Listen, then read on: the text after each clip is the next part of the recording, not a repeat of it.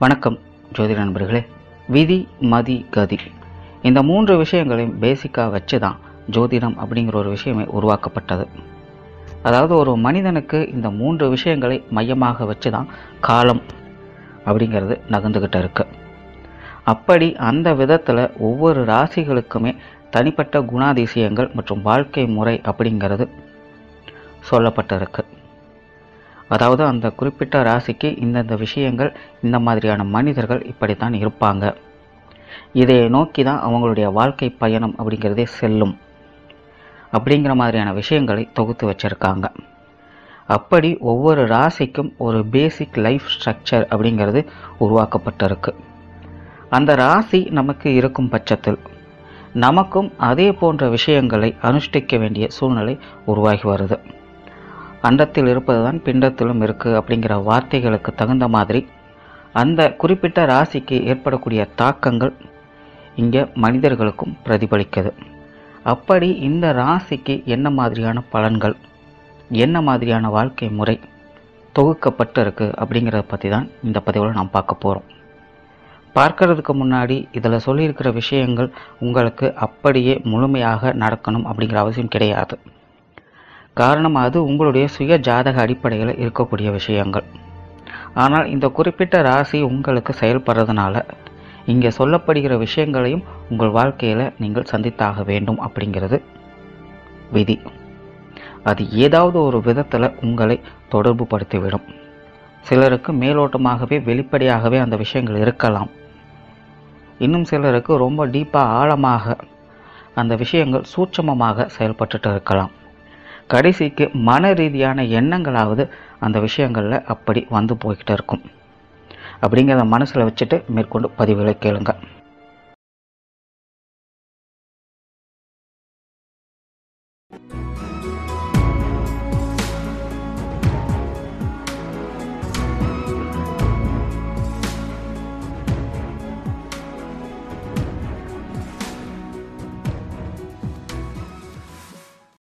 துலாம் காலக்கணிதத்தின்படி 7ஆம் இடமாக வரக்கூடியது. வெகுஜன பிரியர்கள், எல்லோரிடமும் எளிமையாக பழகக்கூடியவர்கள், எல்லா விஷயங்களிலும் சமநிலையை முன்வைக்கக்கூடியவர்கள், மற்றவர்களுக்கு உதவும் மனப்பான்மை உடையவர்கள், சொகுசு பிரியர்கள் அப்படின்னு இவங்களை பற்றி நிறைய விஷயங்களை சொல்லிக்கிட்டே போகலாம். தன்னை சுற்றி எப்போவுமே ஒரு கூட்டம் இருக்கணும் அப்படிங்கிறதுல விருப்பமுடையவர்கள். அதனாலேயே மற்றவங்களை தேடி போய் பழகிற வாய்ப்புகள் இவங்களுக்கு தானாகவே கிடைக்கும். இவங்களுக்கும் இவங்களை சுற்றி உள்ளவங்களுக்கும் எப்பவுமே ஒரு பரஸ்பர உணர்வு அப்படிங்கிறது இருந்துக்கிட்டே இருக்கும். சுருக்கமாக சொல்லணும்னா, வெளி மனிதர்களுடைய கான்டாக்ட்ஸ் இல்லாமல் இவங்களால் இருக்கவே முடியாது. எல்லார்கிட்டையுமே எளிமையாக சமநிலையோட பழகிறதுல இவங்க திறமை வாய்ந்தவர்கள். ஆள் பார்த்து இடம் பார்த்து தகுதிக்கு தகுந்த மாதிரி பேசுறதுலையும் பழகிறதுலையும் இவங்களுக்கு எப்போவுமே ஒரு தனித்திறமை என்பது இருக்கும். பொதுவாகவே இந்த ராசி மற்றும் லக்னத்தில் பிறந்தவங்களுக்கு கோபம் கொஞ்சம் அளவுக்கு அதிகமாகவே வரும். ஆனால் சாது மிரண்டால் காடு கொள்ளாது அப்படிங்கிற கான்செப்டில் தான் அந்த விஷயங்கள் வேலை செய்யும். அதாவது இவங்களுக்கு வரக்கூடிய கோப உணர்வு அப்படிங்கிறது ஆரம்ப கட்டத்திலேயே எடுத்தோம் கவுத்தோன்னு வரக்கூடிய விஷயம் கிடையாது. இயல்பிலேயே இவங்க ரொம்பவுமே பொறுமைசாலிகள், அமைதியான நபர்கள். அதனால் ஆரம்ப காலகட்டத்தில் எவ்வளவு பிரச்சனைகள் தவறுகள் இருந்தாலும் அதை தாங்கி கொள்ளக்கூடியவர்கள்.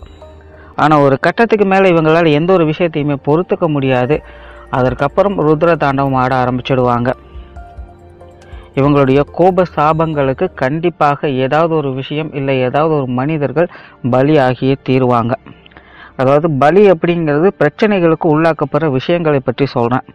மற்றவங்க மீள முடியாத அளவுக்கு, முகத்தில் முழிக்க முடியாத அளவுக்கு ஒரு பெரிய தாக்கத்தை மற்றவங்களுக்கு இவங்க உண்டு பண்ணிடுவாங்க.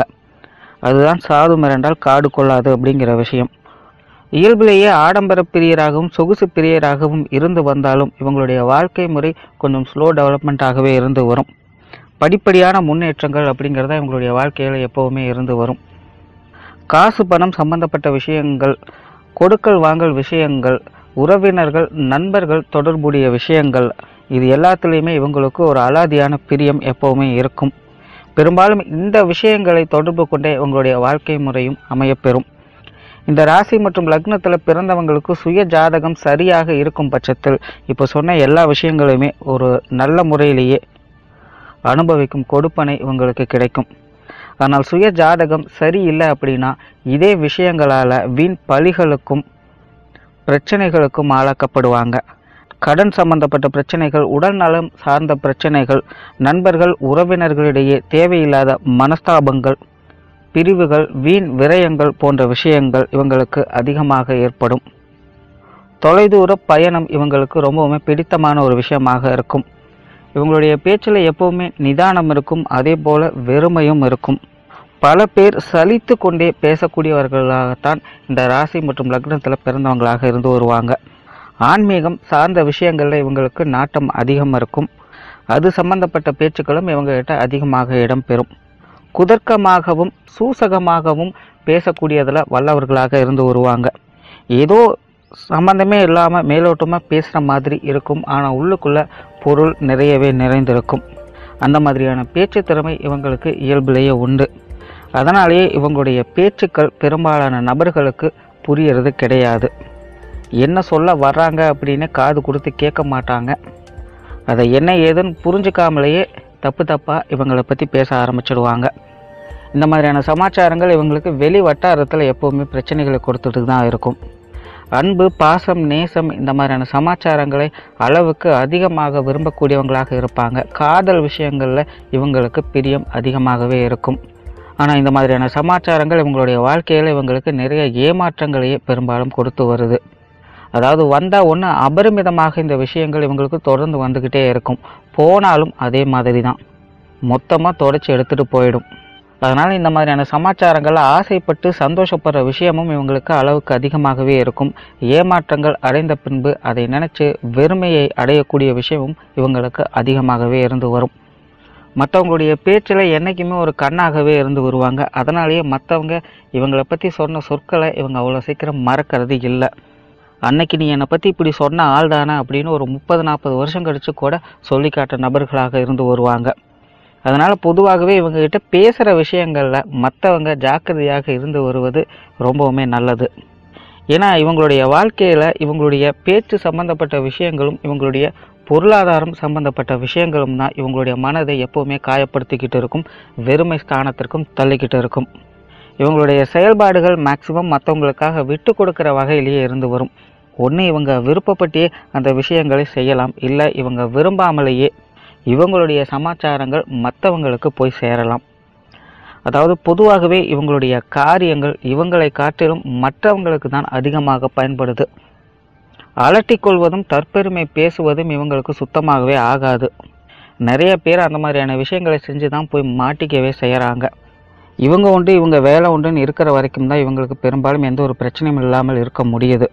அப்படி இல்லாமல் மற்றவங்க விஷயத்தில் தேவையில்லாமல் தலையிடுறதோ, அப்படி இல்லாமல் இவங்களுடைய விஷயங்களை மற்றவங்ககிட்ட பப்ளிசிட்டி படுத்துறதோ இவங்களுக்கு என்றைக்குமே ஒத்து வராத ஒரு விஷயம். என்னதான் இவங்க ஒரு வெகுஜன பிரியர்களாக இருந்தாலும், பொது வாழ்க்கையில் கொஞ்சம் பேர் எடுத்த மனிதர்களாக இருந்து வந்தாலும், தனிப்பட்ட சிந்தனைகளும் செயல்பாடுகளும் தான் இவங்களுக்கு பெரும்பாலும் உதவிகரமாக இருந்து வருது. அதே போல் தனித்து செயல்படும் போது மட்டும்தான் உருப்படியாக ஒரு விஷயத்தை இவங்களால் செய்யவும் முடியுது. ரீசன் என்ன, இவங்களுக்கு இவங்களுடைய அதிகாரத்தை மற்றவங்க மேலே காட்ட முடியாத ஒரு தன்மை இயல்பிலேயே உண்டு. ஸோ மற்றவங்களை அதட்டி உருட்டி மிரட்டி வேலை வாங்குகிற விஷயம் இவங்களுக்கு என்றைக்குமே செட் ஆகிறது இல்லை. மற்றவங்ககிட்ட ரெக்வெஸ்ட் பண்ணியே வேலைகளை இவங்க சாதிக்க வேண்டியது இருக்குது. பெரும்பாலும் இந்த மாதிரியான சமாச்சாரங்களை அவங்களுடைய வாழ்க்கையில் நேரடியாக பார்க்கவும் செய்யலாம். இவங்க அதட்டி மிரட்டி மற்றவங்களை வேலை வாங்கினா அது சரியாக நடக்கிறது இல்லை. அப்படியே நடந்தாலும் அது இவங்களுக்கு கடைசியில் பிரயோஜனமாக இருக்காது. ஆனால் அதுவே ரெக்வெஸ்ட் பண்ணி கேட்கும்போது நிறைய பலன்களை பெற முடியும். அவங்களுடைய காரியங்களும் கொஞ்சம் சீக்கிரமே முடிவும் பெறும். சிலருக்கு இந்த மாதிரியான சமாச்சாரங்களை தொடர்ந்து கேட்கும்பொழுது ஒரு விஷயம் தோணலாம். அப்படின்னா என்ன, நாங்கள் மற்றவங்களுக்கு காலம் பூரா அடிமையாகவே இருந்தாகணுமா அப்படிங்கிற ஒரு கேள்வி. இந்த அடிமைத்தனத்தை பற்றியோ இல்லை அதிகாரத்தனத்தை பற்றியோ எந்த ஒரு விஷயம் சொல்லப்படலை. ஆரம்பத்திலே சொன்ன மாதிரி இந்த துலாம் அப்படிங்கிற ராசி கட்டமே காலச்சக்கரத்தின்படி 7ஆம் இடமாக வரக்கூடியது. இந்த 7ஆம் இடம் அப்படிங்கிறதே பொது ஜனத்தையும் பொது வாழ்க்கையும் குறிக்கக்கூடிய ஒரு இடம். ஸோ அந்த இடத்துல ராசி மற்றும் லக்னம் அமையும் பொழுது பொது விஷயங்களை மையப்படுத்தி தான் இவங்களுடைய வாழ்க்கை முறையும் அமையப்பெறுது அப்படிங்கிறதான் விஷயமே. கொஞ்சம் அமைதியாக இருந்து நீங்களே உங்களை பற்றி யோசிச்சு பார்த்தீங்கன்னா உங்களுக்கே விஷயம் புரிஞ்சிடும். தனியாக இருந்து உங்களால் சந்தோஷத்தை பெற முடியாது. கோடிக்கணக்கில் உங்களுக்கு பணம் காசு இருந்துட்டாலும் சரி, மதிப்பு மரியாதை பப்ளிசிட்டி இருந்துட்டாலும் சரி, அப்படி தனிமையாக இருக்கும்போது உங்களால் எதையுமே உருப்படியாக ஃபீல் பண்ணவும் முடியாது. அது உங்களுக்கு தேவையும் படாது. ஆனால் ஒரு கூட்டத்தோடு இருக்கும் பொழுது நீங்கள் ஒன்றுமே இல்லாத ஆட்களாக இருந்தாலும் சரி, அங்கே உங்களுக்கு கிடைக்கிற சந்தோஷம், அமைதி, நிம்மதி வேறு எந்த ஒரு விஷயத்துலையும் எங்கேயும் கிடைக்கிறது இல்லை. உலகத்திலே ரொம்பவுமே கஷ்டமான விஷயம் நம்மளை பற்றி மற்றவங்களுக்கு புரிய வைக்கிறது தான். ஏன்னா 2 மனங்கள் தனித்தனியாக இயங்கும் பொழுது அங்கே சரி தப்பு நியாய தர்மங்கள் எல்லாமே வேறுபட்டு போகும். ஸோ நமக்கு சரி அப்படிங்கிறது அவங்களுக்கு தப்பாக தெரியலாம், அவங்களுக்கு தப்புன்னு தெரியறது நமக்கு சரியாக தெரியலாம். ஸோ ஒத்து போகிறது அப்படிங்கிறது ரொம்ப பெரிய விஷயம். ஸோ அப்படிப்பட்ட ஒரு கட்டமைப்பில் தான் இந்த துலாம் அப்படிங்கிறது இயல்பிலேயே இருந்துக்கிட்டு இருக்கு. இந்த துலாம் ராசியில் பிறந்து லக்னம் சரியில்லாத ஆட்கள், அவங்களுக்கெல்லாம் மேஜராக ஆகக்கூடிய பிரச்சனை என்ன அப்படின்னு பார்த்தீங்கனாலே இந்த தனிமையாகத்தான் இருக்கும். வேலையின் காரணமாகவோ, குடும்பத்தின் காரணமாகவோ, இல்லை படிப்பு விஷயங்களுக்காகவோ, இல்லை வேறு ஏதாவது பிரச்சனைகளின் காரணமாகவோ இந்த தனிமையை அதிகம் சந்திச்சுக்கிட்டு இருப்பாங்க. அவங்கெல்லாம் பார்த்தீங்கன்னா எப்போவுமே பாசத்திற்காகவும் அன்புக்காகவும் தொடர்ந்து இயங்கிக்கிட்டே இருப்பாங்க. ஏன்னா இயல்பிலேயே துலாம் இருக்குது, இவங்களை சுற்றி 4 பேர் இருந்துக்கிட்டே இருக்கணும் அப்படிங்கிறது ஆசை. ஆனால் லக்ன அமைப்பு சரியில்லாத காரணத்தினால அது மேக்சிமம் அமைகிறது இல்லை. அந்த ஒரு ஏக்கத்திற்கு அவங்க டிஃபால்ட்டாகவே தள்ளப்படுறாங்க. ஸோ இதுதான் துலாமோட சூட்சமே. மற்றவங்களுக்கு நீங்கள் அடிமைகள் கிடையாது, அதே நேரம் மற்றவங்க இல்லாமல் நீங்கள் கிடையாது. ஸோ உங்களை சுற்றி எப்போவுமே சந்தோஷம் நிலவணும் அப்படின்னா மற்றவங்களுடைய அனுசரணையும் உதவியும் உங்களுக்கு தேவைப்படுது. அந்த உதவிகளுக்கும் அனுசரணைகளுக்கும் பிரதி உபகாரமாகத்தான் நீங்கள் மற்றவங்களை மதிக்க வேண்டிய கட்டாயத்திற்கும் ஆளாக்கப்படுறீங்க. குடும்பம் விதியின் அமைப்புப்படி துலாமிற்கு குடும்பத்தினுடைய ஸ்தானம் ஒரு சரியான அமைப்பில் இல்லை அப்படின்னு தான் சொல்லணும். பொதுவாகவே இந்த துலாம் ராசி மற்றும் லக்னத்தில் பிறந்தவங்க குடும்ப சூழலை விட்டு கொஞ்சம் ஒதுங்கியே இருந்து வருவாங்க. அப்படி இல்லைன்னா குடும்பத்தில் இருக்கிறவங்க ஒரு நிலையான அமைப்பில் இருக்க மாட்டாங்க. கொஞ்ச நாள் கூட இருப்பாங்க, கொஞ்ச நாள் பார்த்திங்கன்னா வேற எங்கேயாவது போய் இருந்துட்டு வருவாங்க. மேக்சிமம் அவங்களுக்கு குடும்ப சூழலே பார்த்திங்கன்னா காடாறு மாதம் நாடாறு மாதம் அப்படிங்கிற கான்செப்டில் தான் அமைஞ்சு வருது. அப்படி இல்லாத பட்சத்தில் குடும்பத்தில் எப்போவுமே கஷ்டங்கள் தொடர்ந்து இருந்துக்கிட்டே இருக்கும். அதாவது குடும்ப சுமைகள், பொறுப்புகள் இவங்க பொறுப்பில் இல்லை இவங்க தலைமையில் வளர மாதிரி விஷயங்கள் அமைஞ்சு வர்றது. அதாவது குடும்ப சூழலை பொறுத்த வரைக்கும் ஒன்று யாருமே சரியாக ஒட்ட மாட்டேங்கிறாங்க அப்படின்னு நினச்சி கஷ்டப்பட்டுட்டு இருப்பாங்க. அப்படி இல்லைன்னா எல்லாமே இருந்தும் ஒன்றும் செய்ய முடியலையே அப்படிங்கிற கஷ்டப்பட்டுட்ருப்பாங்க. தவிர பெரும்பாலும் இவங்க குடும்பத்தில் இருக்கிறவங்கள புரிஞ்சுக்கிறது கொஞ்சம் கஷ்டமாகவே இருக்கும். அவங்களுடைய சிந்தனைகளும் செயல்பாடுகளும் மற்றவங்களை காட்டிலும் கொஞ்சம் வினோதமாகவும் வித்தியாசமாகவே இருந்து வரும். எப்போ என்ன செய்வாங்க அப்படிங்கிறத கணிக்கவே முடியாது. அவங்களுக்கு கோபம் அதிகமாக வரும். அதனாலேயே வீண் சண்டை சச்சரவுகள் இவங்க குடும்பத்தில் எப்போவுமே இருந்துக்கிட்டு இருக்கும். ஆன்மீகத்தில் பிரியம் அதிகம் இருக்கக்கூடியவங்களாக இருந்து வருவாங்க. இவங்க குடும்பத்தில் இருக்கிறவங்க எல்லாருக்குமே ஏதோ ஒரு தேடல் இருந்துக்கிட்டே இருக்கும்.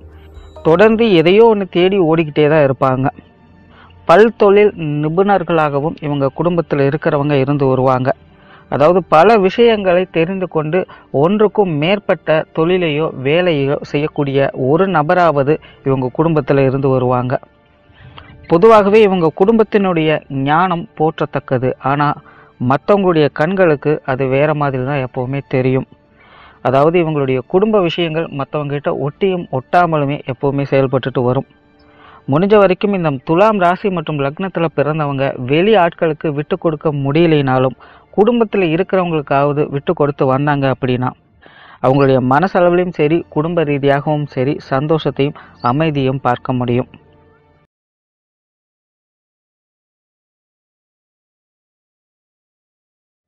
பெற்றோர்கள் விதியின் அமைப்படி தந்தையினுடைய ஸ்தானம் துலாமிற்கு சுமாரான இடத்துலையே இருக்குது. பெரும்பாலும் உங்களுடைய தந்தை உங்களுக்கு ஆப்போசிட்டான நபர்களாகவே இருந்து வருவாங்க. உங்களுடைய கருத்துக்களுக்கும் சிந்தனைகளுக்கும் அவங்களுக்கும் என்றைக்குமே ஒத்து வராது. எதை சொன்னாலும் அதை எதிர்த்து பேசுவதும் மாற்று கருத்து சொல்வதும் தான் அவங்களுடைய இயல்பாகவே இருந்து வரும். உங்களுடைய தந்தைக்கு கம்யூனிகேஷன் தான் அவருடைய முக்கிய அடையாள குறியீடாக இருந்து வரும். அதாவது அவங்களுடைய பேச்சு தோரணையை பற்றியோ இல்லைன்னா மற்றவங்ககிட்ட அவங்க பழகிற விஷயத்தை பற்றியோ தான் அதிகமாக அவர்கள் மற்றவர்களிடம் பேசப்படுவார்கள். புத்தி சாதுரியம் உண்டு, ஆனால் அதை சரியான முறையில் செயல்படுத்துறதுல தான் அவங்களுக்கு நிறைய பிரச்சனைகளே உண்டாகும். ஒரு சிலர் என்னதான் திறமையும் புத்திசாலித்தனமும் இருந்தாலும் அதை செயல்படுத்தவே மாட்டாங்க. இன்னும் சிலர் செயல்படுத்துகிறங்கிற பேரில் நிறைய பிரச்சனைகளில் சிக்கல்களை அவங்களாகவே போய் மாட்டிக்கொள்ளவும் செய்வாங்க. சொத்துக்கள் சம்பந்தப்பட்ட விஷயங்கள், படிப்பு சம்பந்தப்பட்ட விஷயங்கள், குழந்தைகள் சம்பந்தப்பட்ட விஷயங்கள், கொடுக்கல் வாங்கல் விஷயங்கள், நண்பர்கள் உறவினர்கள் சார்ந்த விஷயங்கள், கடன் சம்பந்தப்பட்ட விஷயங்கள், உடல் நலம் சார்ந்த விஷயங்கள், இது எல்லாத்துலேயுமே ரொம்பவுமே பெக்யூலியராக இருந்து வருவாங்க. பார்க்கறதுக்கு அமைதியான நபர்களாக இருந்தாலும் கோபம் அவங்களுடைய இன்னொரு குணமாக இருந்து வரும்.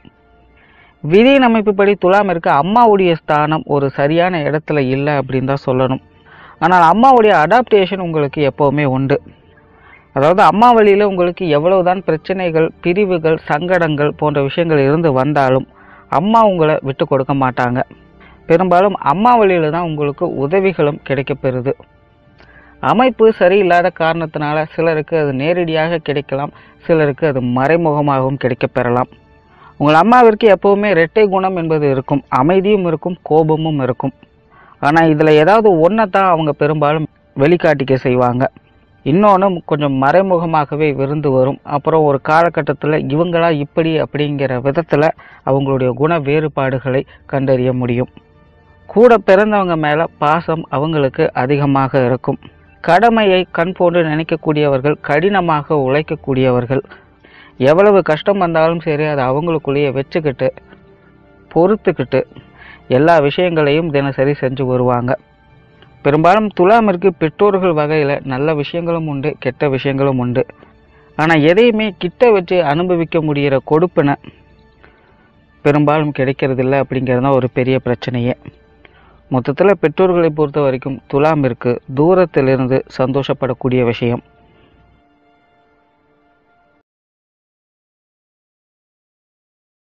உடன்பிறப்புகள்.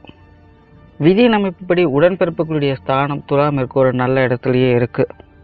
அதாவது துலாம் ராசி மற்றும் லக்னத்தில் பிறந்தவங்க உடன்பிறப்புகள் மேலே பாசப்பிரியர்கள் அப்படின்னு சொல்லலாம். ஆனால் அந்த பாசத்தை சரியான முறையில் இவங்களுக்கு வெளிக்காட்டிக்கிறதுக்கு எனக்குமே சான்ஸ் பெரும்பாலும் கிடைக்கிறதில்ல அப்படின்னு தான் சொல்லணும். சொத்துக்கள் சம்பந்தப்பட்ட விஷயங்கள், அம்மா சம்பந்தப்பட்ட விஷயங்கள், படிப்பு விஷயங்கள், குழந்தைகள் சார்ந்த விஷயங்கள், இன்னும் உடன்பிறப்புகள் சம்பந்தப்பட்ட விஷயங்கள்லேயே இவங்களுக்கும் இவங்களுடைய உடன்பிறப்புகளுக்கும் நிறைய பிரச்சனைகள் உருவாகுது. ஆனால் உடன்பிறப்புகளுடைய அமைப்பு சரியாக இருக்கிற காரணத்தினால தூரத்தில் இருந்தாலும் ஏதோ ஒரு வகையில் டச்சில் இருந்துக்கிட்டே இருப்பாங்க. குறிப்பாக இவங்களுடைய மூத்த உடன்பிறப்புகள் இந்த மாதிரியான சமாச்சாரங்களில் கொஞ்சம் அதிகப்படியாகவே ஈடுபாடுள்ள நபர்களாக இருந்து வருவாங்க. அதிகார தோரணை அவங்கக்கிட்ட அதிகமாகவே இருக்கும். எந்த ஒரு விஷயத்திற்கும் அவ்வளோ சீக்கிரம் வளைஞ்சு கொடுக்க மாட்டாங்க. இவங்ககிட்ட நீயா நானா அப்படிங்கிற பிரச்சனை அளவுக்கு அதிகமாகவே வரும். எவ்வளவு பிரச்சனை வந்தாலும் யார்கிட்டையும் கை நீட்டி நிற்க மாட்டாங்க. ஆனால் நிறைய விஷயங்கள் இவங்களுடைய வாழ்க்கையில் உங்களை காட்டிலும் அவங்களுக்கு தானாகவே அமைஞ்சிருது. அதில் உங்களுடைய மூத்த உடன்பிறப்புகள் கொஞ்சம் அதிர்ஷ்டசாலிகள் அப்படின்னே சொல்லலாம். நீங்கள் உங்களுடைய வாழ்க்கையில் வெளி நபர்கள்கிட்ட இல்லை உங்கள் குடும்பத்தில் இருக்கிறவங்ககிட்ட விட்டு கொடுக்குறீங்களோ இல்லையோ, உங்களுடைய மூத்த உடன்பிறப்புகள்கிட்ட விட்டு கொடுத்தால் மட்டும்தான் காரியம் அப்படிங்கிறதே ஆகும். நீங்கள் பணிந்து போகாதவரை, விட்டு கொடுக்காதவரை அங்கேருந்து எதையுமே எதிர்பார்க்க முடியாது. இளைய உடன்பிறப்புகளை பொறுத்த வரைக்கும் அமைதியானவர்கள், பொறுமையானவர்கள். ஆனால் அவங்களுடைய செயல்பாடுகள் என்றைக்குமே வித்தியாசமாகவே இருந்து வரும். உங்களுக்கும் அவங்களுக்கும் இந்த மாதிரியான சமாச்சாரங்களில் நிறைய கிளாஷ் ஏற்படும். குறிப்பாக சொத்துக்கள் சம்பந்தப்பட்ட விஷயங்கள், படிப்பு விஷயங்கள் மற்றும் குழந்தைகள் சார்ந்த விஷயங்களில் உங்களுக்கும் அவங்களுக்கும் எப்போவுமே ஒரு பிரச்சனைகள் இருந்துக்கிட்டே இருக்கும். ஆனால் உங்களுடைய செயல்பாடுகளுக்கும் முயற்சிகளுக்கும் இவங்களுடைய உறுதுணைகளும் ஒத்துழைப்பும் ஏதாவது ஒரு வகையில் உங்களுக்கு கிடைச்சிக்கிட்டே இருக்கும். உங்களுக்கு தேவையான விஷயங்களை ஏதோ ஒரு வகையில் செஞ்சு கொடுக்கவும் இவங்க முன் வருவாங்க. மொத்தத்தில் உடன்பிறப்பை பொறுத்த வரைக்கும் துலாமிற்கு பிடிவாதத்தை விடுத்து நட்பை வளர்த்து கொள்வதுதான் நல்லது. வாழ்க்கை துணை. விதியின் அமைப்புப்படி துலாமிற்கு வாழ்க்கை துணையுடைய ஸ்தானம் ஒரு சுமாரான நிலையில் தான் இருக்குது. குறிப்பாக வாழ்க்கை துணையுடைய அடாப்டேஷன் இவங்களுக்கு அளவுக்கு அதிகமான தாக்கத்தை ஏற்படுத்தும். ஏன்னா இந்த துலாம் ராசி மற்றும் லக்னத்தில் பிறந்தவங்களுடைய வாழ்க்கை துணைக்கு பொசசிவ்னஸ் அப்படிங்கிறது ரொம்பவுமே ஜாஸ்தி. அதனாலேயே நிறைய விஷயங்களில் இவங்ககிட்ட கண்டிப்பாகவே இருந்து வருவாங்க. இவங்களை சுதந்திரமாக செயல்படவும் விட மாட்டாங்க. ஏன்னா இவங்களுடைய வாழ்க்கை துணைக்கு இவங்க மேலே எதிர்பார்ப்புகள் அப்படிங்கிறது ரொம்பவுமே ஜாஸ்தி. எதற்காகவும் யாருக்காகவும் இவங்களை விட்டு கொடுக்கக்கூடாது அப்படிங்கிறதுல ரொம்பவுமே தீவிரமாக இருந்து வருவாங்க. ஆனால் அளவுக்கு மீறினால் அமுதமும் நஞ்சு அப்படிங்கிற மாதிரி இந்த ஓவர் அன்பே பார்த்திங்கன்னா இவங்களுக்கு ஒரு பெரிய பிரச்சனையாயிடும். ஒருத்தருக்கு ஒருத்தர் புரிய வைக்கிறது அப்படிங்கிறதே ரொம்பவுமே கஷ்டமாக இருந்து வரும். அதிகார தன்மை இவங்களுக்கு அதிகமாக இருந்து வரும். அதாவது இவங்களுடைய வாழ்க்கை துணை சொல்கிறத மட்டும்தான் இவங்க கேட்கணும் அப்படிங்கிறதுல ரொம்பவுமே பிடிவாதமாக இருந்து வருவாங்க. நீங்கள் தப்பு செஞ்சாலும் நீங்கள் தான் சரண்டர் ஆகணும், அவங்க தப்பு செஞ்சாலும் நீங்கள் தான் சரண்டர் ஆகணும் அப்படிங்கிற மனப்பான்மை அவங்களுக்கு அதிகம் உண்டு. அதாவது இவங்களுடைய வாழ்க்கை துணைக்கு வளைஞ்சு கொடுக்குற தன்மை, விட்டு கொடுக்குற தன்மை அப்படிங்கிறது ரொம்பவுமே கம்மி. ஆனால் இவங்ககிட்ட ரெக்வெஸ்ட் பண்ணி காரியத்தை நகர்த்தலாம். கேளுங்கள் கொடுக்கப்படும், தட்டுங்கள் திறக்கப்படும் சொல்கிறாங்க பார்த்தீங்களா, அந்த மாதிரி தான் இவங்களுடைய வாழ்க்கை துணையும். கேட்டால் மட்டும்தான் காரியம் நடக்கும். நீங்கள் கேட்கல அப்படின்னா அங்கேருந்து எதையுமே கட்டாயம் பெற முடியாது. கொஞ்சம் சுயநலவாதிகளாக இருந்து வருவாங்க. காரியத்தில் கண்ணாக இருப்பாங்க. அவங்களுக்கு ஒரு விஷயம் தேவை அப்படின்னா அதை எப்படியாவது அடைந்து விடக்கூடிய வேட்கை அவங்கக்கிட்ட இருக்கும். லட்சியவாதிகள் அப்படின்னு கூட அவங்கள சொல்லலாம். ஸோ துலாமை பொறுத்த வரைக்கும் வாழ்க்கை துணைக்கிட்ட விட்டு கொடுத்தால் மட்டும்தான் வாழ்க்கையை நடத்த முடியும். ஆனால் நிறைய பேருக்கு இந்த விட்டு கொடுக்கறது அப்படிங்கிறதே ஒரு பெரிய கௌரவ குறைச்சலாக ஆயிடுது. அதனாலேயே அவங்களுடைய வாழ்க்கையில் நிறைய பிரச்சனைகளுக்கு உள்ளாக்கப்பட்டு கடைசியில் பிரியவும் செஞ்சிட்றாங்க. நீயா நானா அப்படிங்கிற பிரச்சனை இவங்களுக்குள்ளே வந்துருச்சு அப்படின்னாலே அதை தீர்க்கிறது ரொம்பவுமே கஷ்டம்தான். இவங்களும் சரி இவங்களுடைய வாழ்க்கை துணையும் சரி யாருடைய பேச்சும் அதுக்கப்புறம் கேட்க மாட்டாங்க. அவங்களாம் மனசு மாறினா மட்டும்தான் உண்டு. உங்களுக்கு தேவைப்படக்கூடியது கொஞ்சம் சப்போர்ட்டும் அன்பும் மட்டும்தான். உங்களுடைய வாழ்க்கை துணைக்கு தேவைப்படக்கூடியது மரியாதை. இதை ரெண்டையும் சரியாக புரிஞ்சுக்கிட்டு ஒருத்தர் செயல்பட ஆரம்பிச்சிட்டாங்க அப்படின்னா வாழ்க்கை துணையின் வழியில் பெரிய அளவில் எந்த ஒரு பிரச்சனையும் இருக்காது. மொத்தத்தில் வாழ்க்கை துணையை பொறுத்த வரைக்கும் துலாமிற்கு புரிந்து கொண்டால் வாழ்க்கை சொர்க்கம்.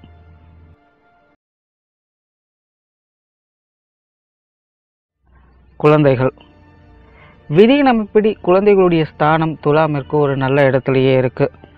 ஆரம்பத்திலே சொன்ன மாதிரி இந்த துலாம் ராசி மற்றும் லக்னத்தில் பிறந்தவங்க குழந்தை பிரியர்களாக இருந்து வருவாங்க. குழந்தைங்க மேலே இவங்களுக்கு என்றைக்குமே பாசம் பற்றுதல் அளவுக்கு அதிகமாகவே இருந்து வரும். நிறைய எதிர்பார்ப்புகள் அவங்க மேலே இருந்துக்கிட்டே இருக்கும். அது எப்படின்னு பார்த்தீங்கன்னா இவங்களுடைய குழந்தைகள் என்னதான் தப்பு செஞ்சிட்டாலும் சரி, ஏமாத்தினாலும் கூட சரி, அதையெல்லாம் கொஞ்சம் கூட பொருட்படுத்தாமல் திரும்பவும் அவங்களுக்காகவே தொடர்ந்து எதையாச்சும் ஒன்று செஞ்சுக்கிட்டே இருப்பாங்க. அந்த அளவுக்கு இவங்களுக்கு குழந்தைங்க மேலே என்றைக்குமே பாசம் பற்றுதல் அதிகமாகவே இருக்கும். தவிர துலாமிற்கு குழந்தைகளுடைய ஸ்தானமும் ஒரு நல்ல இடத்துல இருக்கிறதுனால குழந்தைகள் வழியில் நன்மைகளையும் பெற்று வருவாங்க. குறிப்பாக உங்களுடைய செயல்பாடுகள் மற்றும் முயற்சிகளுக்கு உறுதுணையாக உங்களுடைய குழந்தைகள் இருந்து வருவாங்க. இந்த உலகத்திலே நீங்கள் ரெக்வெஸ்ட் பண்ணாமல் உங்களுக்கு ஒரு விஷயம் நடக்குது அப்படின்னா அது உங்களுடைய குழந்தைகள் மூலமாகத்தான் இருந்து வரும். ஆனால் உங்களுடைய குழந்தைகளுடைய சமாச்சாரங்களுக்கு நீங்கள் மற்றவங்ககிட்ட ரெக்வெஸ்ட் பண்ணித்தான் ஆகணும். பண்ணாமல் எந்த ஒரு விஷயமும் நடக்காது.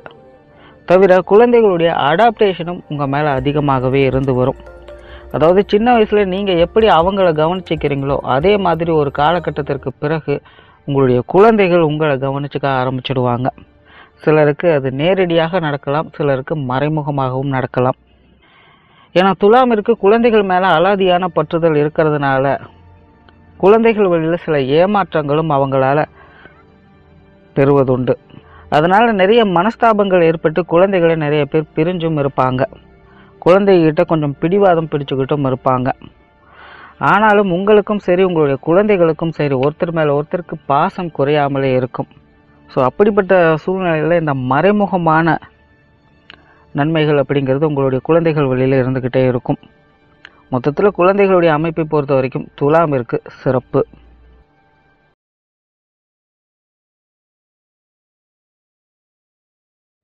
நண்பர்கள் மற்றும் உறவினர்கள். விதியின் அமைப்புப்படி நண்பர்கள் மற்றும் உறவினர்களுடைய ஸ்தானம் துலாமிற்கு ஒரு சுமாரான இடத்துலையே இருக்குது. உறவினர்களை பொறுத்த வரைக்கும் நிறைய சண்டை சச்சரவுகள் மனஸ்தாபங்கள் அப்படிங்கிறது இயல்பாகவே ஏற்படும். கொஞ்சம் பட்டும் படாமலுமே எல்லா விஷயங்கள்லையும் இருந்து வருவாங்க. குறிப்பாக காசு பணம் சம்பந்தப்பட்ட விஷயங்கள், கொடுக்கல் வாங்கல் விஷயங்களில் உறவினர்கள் வகையில் நிறைய மனஸ்தாபங்கள் அப்படிங்கிறது ஏற்பட்டு மறையும். குணத்தின் அடிப்படையில் ரொம்பவுமே புத்தி கூர்மையுடையவர்கள், சூழ்நிலை சந்தர்ப்பங்களை உணர்ந்து அதற்கு தகுந்த மாதிரி செயல்படக்கூடியவர்கள். சுயநலம் இருக்கும், தான் அப்படிங்கிற எண்ணம் அகங்காரம் அவங்ககிட்ட கொஞ்சம் அதிகமாகவே இருக்கும். ஆனாலும் விட்டு கொடுக்குற தன்மை இருக்கிறதுனால கொஞ்சம் சமாளிக்கவும் முடியும். நண்பர்களை பொறுத்த வரைக்கும் அமைதியான நபர்கள், பிரயாணங்களில் பிரியமுள்ளவர்கள், பொழுதுபோக்கை விரும்பக்கூடியவர்கள், நகைச்சுவை விரும்பிகள், உங்களுடைய முயற்சிகளுக்கும் செயல்பாடுகளுக்கும் உறுதுணையாக இருக்கக்கூடியவர்கள். ஆனால் நண்பர்களுடைய அமைப்பு சுமாரான இடத்துல இருக்கிறதுனால நண்பர்கள் மூலமாக உங்களுக்கு நிறைய விரயங்கள், செலவுகள், பிரிவுகள் போன்ற விஷயங்கள் அதிகமாக ஏற்படும். மொத்தத்தில் நண்பர்கள் மற்றும் உறவினர்களை பொறுத்த வரைக்கும் துலாமிற்கு சுமாரான நபர்கள்.